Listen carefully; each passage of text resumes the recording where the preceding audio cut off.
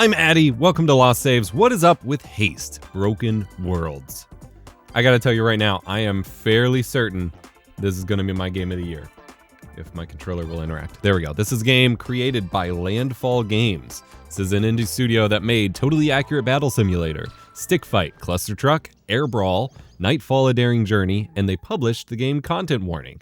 This game's been in development for about 3 years, has an absolutely incredible soundtrack, and like I said, may very well be my game of the year for 2025. This is a game that, if you're looking at it right away, it kind of resembles Hades in many ways. It is a roguelike with this beautiful comic booky style, but instead of a typical kind of Diablo-light hack and slashy, I'm going to skip through the story stuff so I don't spoil too much for you. Instead of that style gameplay, it is a running game. You are an interdimensional courier girl, and you are going through sparks of the world as all of the dimensions, all of the timelines, I just took damage, are collapsing. They're being eaten up by what is effectively the Crisis on Infinite Earths.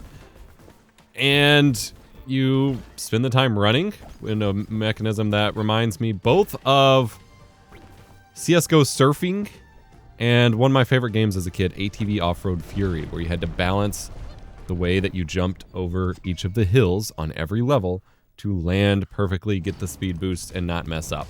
And so it is a game that's kind of about rhythm. It's about achieving a perfect flow state, paying attention to your environment, and just balancing gravity. And it is a game here. Ow. You are rated on your ability to land in the perfect spot. So like there, I hit the top of the hill. It wasn't very good. But you want to land as the hills go down, so you maintain momentum and just keep running faster and faster. And if you don't land in those spots, that's okay. You can see here, if you get perfect areas, you can get sparks, which you can use to level up abilities, buy items, things like that. If you don't land in those spots, it's generally okay, although it will certainly mess up your flow, kind of like Sonic, which I was historically horrible at. But landing good and perfect landings here, like that one, build up your energy bar, which is that yellow bar that you can use for certain items, like a surfboard. That helps you, give you a speed boost, helps you go faster, get across the map a little bit, and keeps you from taking damage. Now, each of the kind of roguelike runs here, as you can see here, are divided up into shards. And you can abandon shards or reroll shards. And basically, it kind of looks like a skill tree. Or if you played Pokemon Sword and Shield, there is a dungeon run mechanic built into the end of that game where you can challenge legendary Pokemon to capture them. And you go through rooms very similar to this. This is a very old school style, like dungeon crawler-y experience. And so you choose which branching path you want to go on. So we're going to go to this one next, and you work your way up towards a boss battle, which is pretty neat. So on controller, you obviously move and look with the thumbsticks, and then you use the A or the cross button, or whatever is the bottommost button for you, to control how fast you descend so that you can try to land in those perfect spots. And obviously you want to avoid hitting stuff or you will take damage, and you do have 3 lives and a set amount of health, although you can get items that give you health increases as you go. And I believe each shard, you have your own unique set of items and power-ups that you buy from the shop levels, much like in Hades.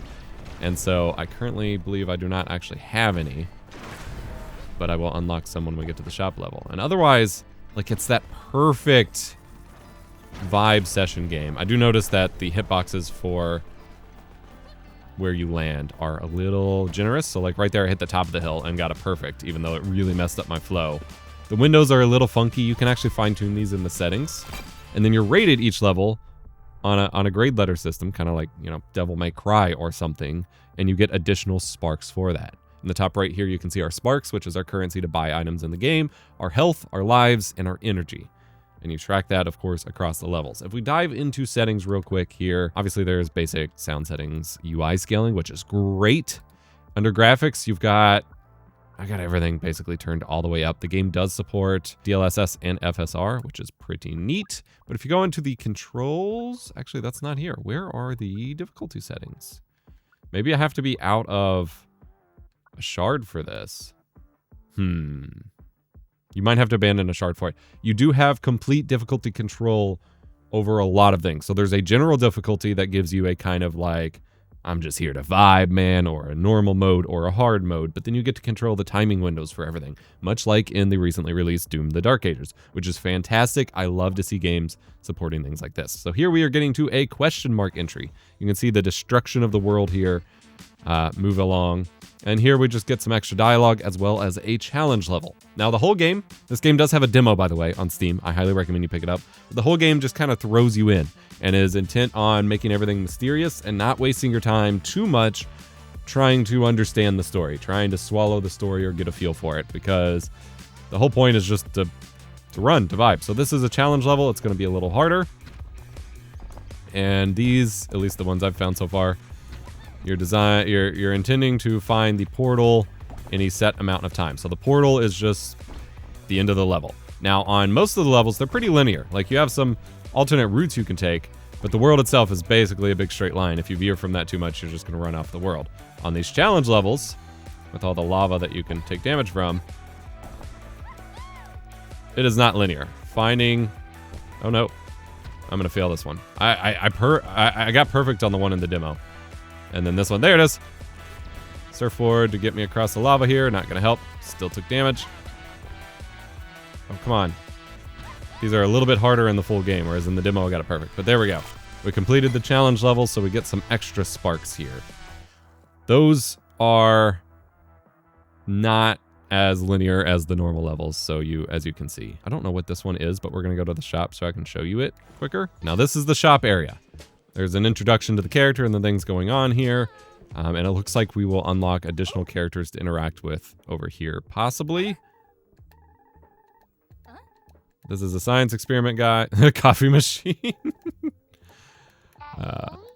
He's got a little robot friend. But this is just the shop area where you can unlock items and stuff like that. I haven't read any of this, so I'm just skimming through it real quick. But like I said, I want to leave most of the story stuff alone. I do want to say, by the way, whenever you start the game, again, I don't want to spoil too much. The intro to the game is like straight up out of Cowboy Bebop. It is wonderful. The whole soundtrack for this game is just absolutely stellar. Like, the vibes are incredible, especially for such a flow session-y game. I'm actually going to pick up the soundtrack. They have it available on its own. I'm going to pick it up on its own. So we have 1368 shards. We can pick up a repeating thing that will cool down for 4 seconds, but keep giving us 10% energy. We can get rocket boots that give us boosts whenever we hit the button, or a big spark magnet that makes it easier to pick up sparks. I'm actually going to go with that one first. You can also re-roll the whole shop. I want to pick up the spark magnet. We don't have money to pick up anything else, but that is fine for our first shop run here. And this will make it easier to pick up those shards as we, or the sparks rather, as we are flying through our shard here. Gonna go on and do another normal level here. And it starts you out running, and then you just vibe with it. I kind of described it. We probably already have a dual Comm podcast episode about this. I'll have it linked in the description, because we are starting to focus on Steam demos in the show and talking about our favorite demos. We're each going to try out a demo and talk about it. This is one of the first demos we put on that list, and as soon as I tried it before BBK Dragoon did. My very first thing I said was, show this to BBK, because he is a huge fan of the games like SSX Tricky, and to me this game is, in many ways, an SSX indie. But it's a lot of fun. Sometimes you can double up on your spark gathering here, especially with the magnet. And you just want to try to get those perfect landings to build up your energy, because the board uses up your energy very quickly. I don't know what happens if you hit those. I haven't tried it yet. I know most things you hit will just do damage, but those are glowing as if you should. There are some levels that have like rings you can hoop through. I haven't figured out what those do yet, because they didn't really like very obviously do something to me, but then my score was horrible, which clearly told me, yeah, my score was not great here. Clearly told me that maybe I was supposed to get more of those. All right, here we have the choice between what looks like a campfire to heal and a shop. I've not done the campfire yet, so we'll go ahead and hit that up. Now, here's our friend that we've been chasing in the story. This is our close friend that has run ahead of us, so we actually get to catch up with her for a second. She's like the stoic, typical protagonist that's just like, I gotta handle this myself. I gotta do all this myself. This is my job. Typical superhero stuff, which is kind of cool. Oh. Alright, so we're gonna do a normal level next. We'll just get through this whole shard so I can show you here what the deal is. Like I said, this game is super addictive. It doesn't have a whole lot of variety in what you do, and I feel like that might be a turnoff for some people. But I mean, I'm a huge fan of session games. We've been talking about it on the Comm Podcast and in BBK's videos for a while. Session games are just such an important thing, especially for me as a dad of a very youngling that I can't like go play Doom in front of or something. There's a ring. I'm going to miss it. Yeah. Oh, I got a close call, not the ring. The close calls are when you almost run into something and take damage. You can leverage those later for like, I'm going to miss that one too. I don't have the ramps up to get them. That stinks. But the close calls are when you almost run into something. You can leverage them for certain items that'll give you like extra health whenever you have close calls or something like that. All right, let's try to get this ramp. Got a ring. It just gave me a close call. Maybe that's all it is a free like close call to get healed. I don't know. But yeah, as a dad of a youngling who can't just sit there and do long story games all the time or whatever, session games are kind of a crucial element of my gaming experience. And I think especially for my Steam Deck, like roguelikes are all I play sometimes on there because they're easy, quick in and out. Doesn't matter if I lose my save or whatever. I can just boot it up while my kid's doing something and turn it off at a moment's notice. This is going to be the ideal Steam Deck game for me. I haven't played it on there yet, but I bet it's going to be perfect. It runs on Linux. It runs on Windows. Pretty great. All right, so here we have a shiny anchor pin, which at full health will keep giving me 15% boost for a second. Or shimmering condenser. Every time I run 100 meters, I get 12 sparks. I haven't really needed the boost yet. We'll go with that one, and then the pumpkin to give us more max health. You hold down the thumbstick to build up that charge run, by the way, to go real fast. Or it's shift on keyboard. All right, new challenge level. Zoe finds herself undetected in one of the agency's storage hubs filled with sparks. All right, so I can either escape or raid for sparks. 50%. This is like a choose your own adventure thing. 50% chance I get sparks, 50% chance I lose 30 health. We'll take the chance. Oh. All right. We are going to, especially with the magnet, this is great. We're going to spend 30 seconds just absolutely getting as many sparks as we can. Oh, I hit something. This is cool. I've not done one of these yet. I know it's not the most like intense hardcore gameplay, although I imagine it would get a fair bit more challenging as you ramp up the difficulty and make a lot of the mechanics more forgiving. All right, we won the challenge, got 972 sparks. Dang, nice. But for me, this is the perfect, like I said, 5 game. I'm just going to repeat myself a bunch here, and I don't want to do that, but like, I cannot understate how immediately hooked in this game I am. I played the demo literally just night before last, so 2 nights ago. Completed the demo. It only took like 20 minutes. And then immediately turned around and was like, all right, I have to buy this game. It had just released. The demo came out a little bit before. I messed that up. You can use your surfboard to like extend your runs here so I can get over this gap. Immediately bought it after completing the demo. I'm going to make this. Yeah, that's fine. And I am not going to put this game down for like a few weeks now. And it's one of those games I don't have to feel pressured to put any dedicated time into. I can just pick it up for like 10 or 15 minutes, make progress on my shard, or even complete a shard, and then go back to doing whatever I was doing. Especially if you travel or something and you want a game that is non-committal. For me, especially with ADHD, and especially with how involved a lot of story games are these days. Like you spend 10, 20 minutes going through cutscenes and stuff before you even get to play. It is very hard for me to just like sit down and commit to those before... Oh, there's a race. The captain has shown some kind of gear he claims to have won from Gan, the researcher, but he can't figure out how to use it. All right, let's do it. We get a random item. Oh, it's not even a challenge. We just get the item. Sick. Adrenaline on close call. There we go. Close call. We gain 4% energy. That's rad. All right. We got a few shards. We'll do the shop. But like, it is so hard to stick with any story game when I'm just constantly like in and out. Oh, that's a D20. Painful coil. Gain 3.3% boost per missing health. I love it. Man. Yeah, this is like a blend of Hades, that ATV Off-Road Fury game, or CSGO surfing and SSX. Like, it is such a cool blend. We already got the adrenaline. Grunts, helmet, perfect landings, invulnerability for 1 second. That's pretty sick. Sure. We haven't taken a lot of damage this run. All right, we're gonna do this one since I haven't seen that before. Oh, did it just routed us to the next level?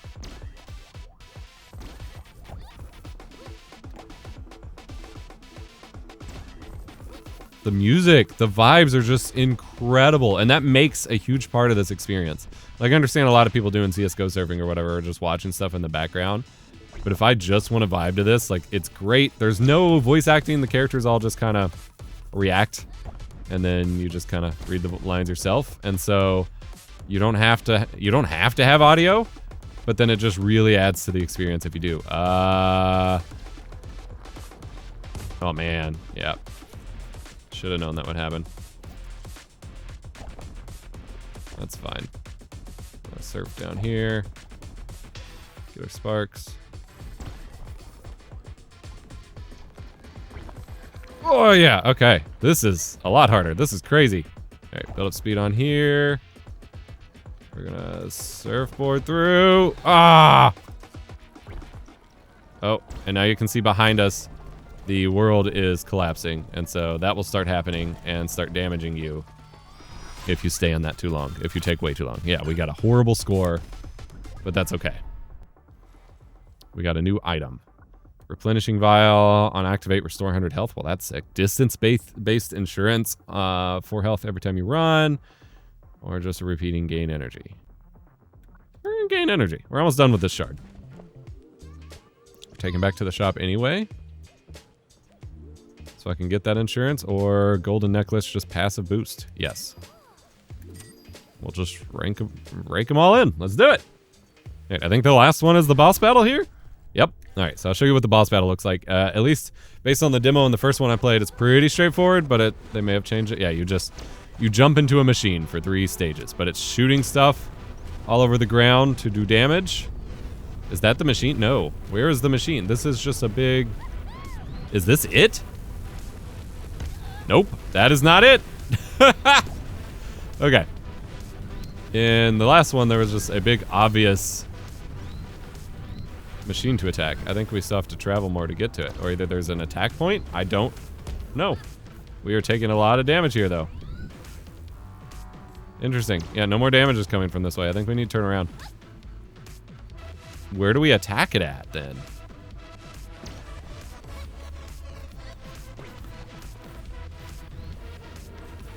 There's a lot of sparks. Oh, there it is. There's this weak point.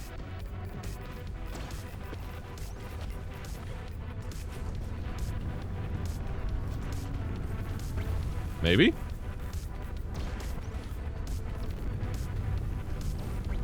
There it is. Boom. Alright, so we attack the core of it. That's wild. Alright, well then I'm just gonna go around it again.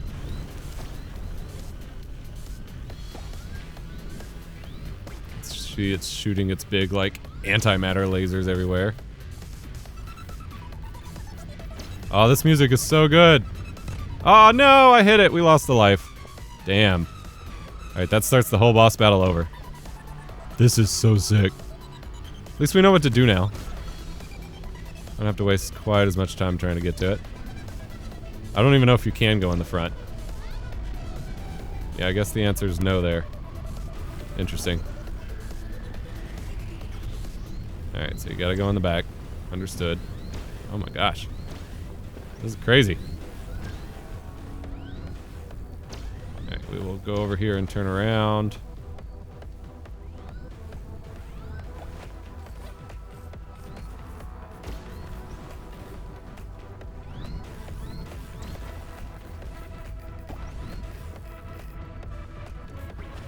Sometimes it's hard to forget that I have to lower my landing with A rather than... Oh, that sucks. Rather than just the thumbstick view. And so you'll see me just kind of looking at the ground instead of hitting the button. That's why. I don't think we're going to get high enough. Okay, we got it. Circle back around here.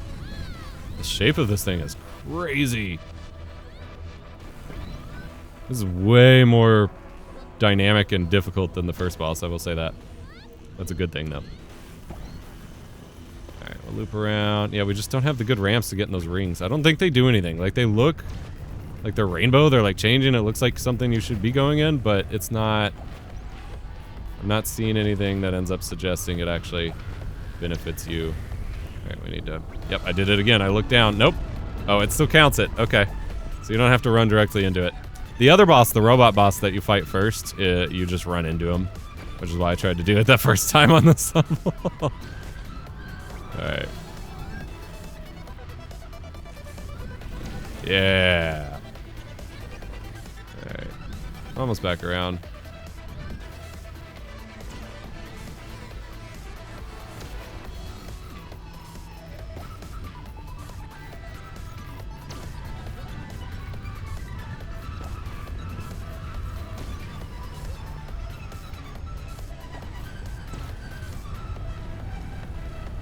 There we go. Alright. Got it. We have finished Shard 2, ladies and gentlemen. This is Haste, Broken Worlds. This is a fun, addictive game with an incredible soundtrack. We got unlocked bitter herbs.